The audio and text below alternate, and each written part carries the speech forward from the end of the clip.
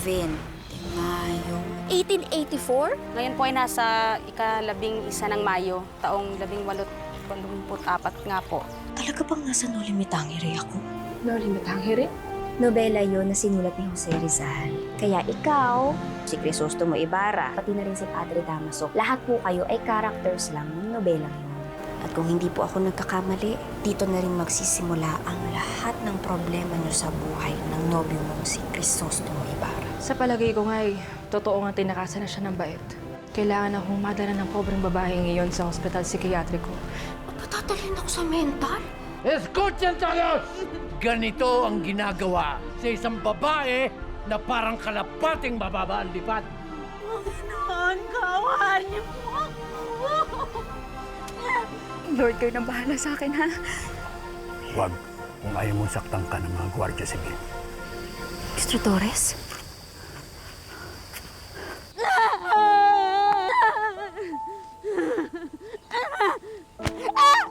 Mr. Torres!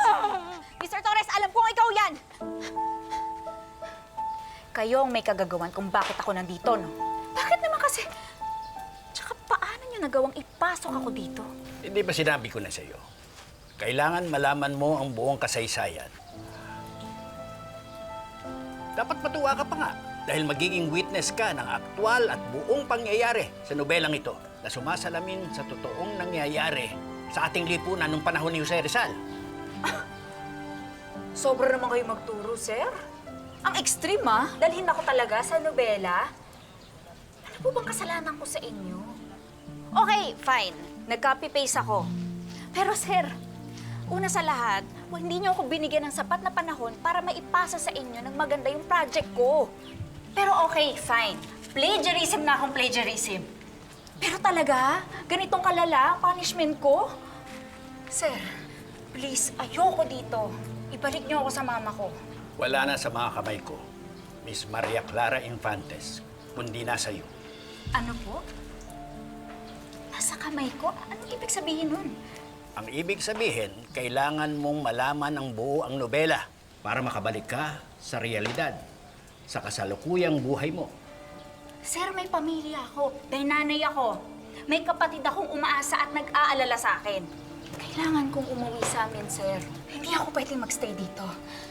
Kaya, sir, nagmamakaawa ako sa inyo. Gagawin ko lahat. Pabalikin niyo lang ako sa amin. Ibalik niyo ako sa amin, sir. Sige na. Maniwala ka, Miss Infantes. Ginagawa ko ito para sa iyo. Para matutunan mong mahalin ang pinagmulan mo, ang identity natin as a people. At baka magbago pa ang kapalaran mo. Magbago ang kapalaran ko? Sir, anong pakailam sa kapalaran ko? Bakit ba kayo nangingialam? Sino ba kayo, Diyos? Why are you trying to play God, sir? Hindi ka Diyos, ha? Baka mangkukulam. Pero I don't care. Nagawa niyo ng paraan na maipasok ako dito. Gawa mo ng paraan para makaalis ako dito. Gusto ko na umuwi sa amin.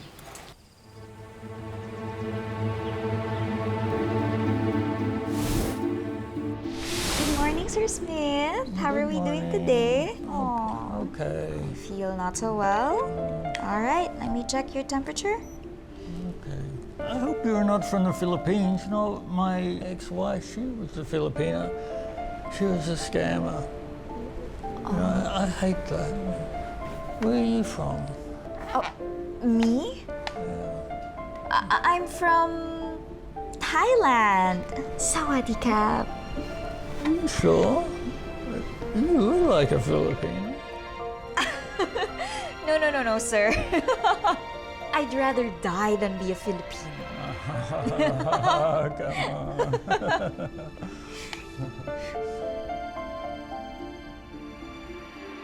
Nakikita ko ang hinaharap mo. Sinasabi ko na nga ba, magagaya ka rin sa iba. Ikinahihiya mo rin ang pinagmulan mo. At hindi ka masaya, Miss Maria Clara Infantes. Ginagawang kita ng pabor. Malay mo, balang araw, pasasalamatan mo ko.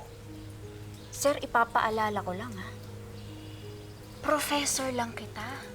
Kaya wala kang karapatang impose sa akin kung anong gusto mong mangyari sa buhay ko. Hindi mo hawak yun. Ngayon, ang gusto ko, umuwi na sa amin. Ibalik mo ako sa amin. Yun ang gusto ko ngayon na! Tigil! Saan nila dadalhin si Lucia? Saan pa? Eh di sa kwartel kung saan nababagay ang kagaya ng kalapating mababa ang lipad. Mr. Torres? Mr. Torres?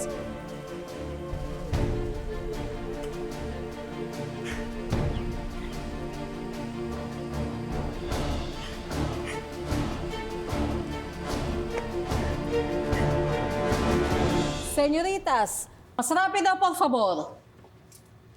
Si, madre. Victoria, inaalala ko pa rin yung babae kanina. Hindi kaya siya yung napahamak?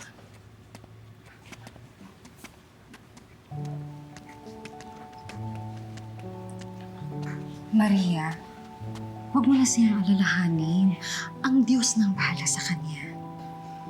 Bueno, talaga bang magaan sa iyong loob ang paanyaya mo sa akin na isasama mo ako sa dadating na pagtitipon sa inyong tahanan? Amiga, bukal sa aking kalooban yun. Bueno, maghanda ka na pagkatapos ng ating klase de Ganchillo sapagkat susunduin tayo na aking tia Isabel mamayang alas 7 pagkatapos ng nobina. Sa wakas at makakatakas na tayong muli sa biyateryong ito. Mi querida amiga, pangako, maaaring 1 taon pa at masisiraan na din ako ng bait. Shh! Baka marinig ka ng maestra. Hayaan mo ang madre. Abala siya. Bueno, si Crisostomo Ibarra, nakarating na kaya mula sa Europa? Maaaring dumating na nga. Ay, hala. Yan ang matagal ko na ipinagdarasal. O kala. Vamos? Mahuli na tayo sa ating klase.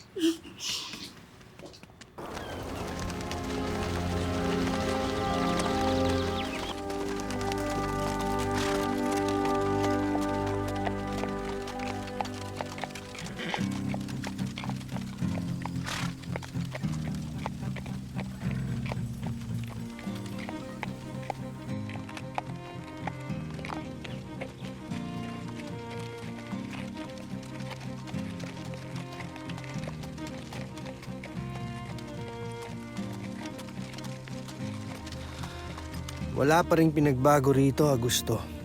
Ang mga pobreng tindero ay ganun pa rin ang pamumuhay hanggang ngayon.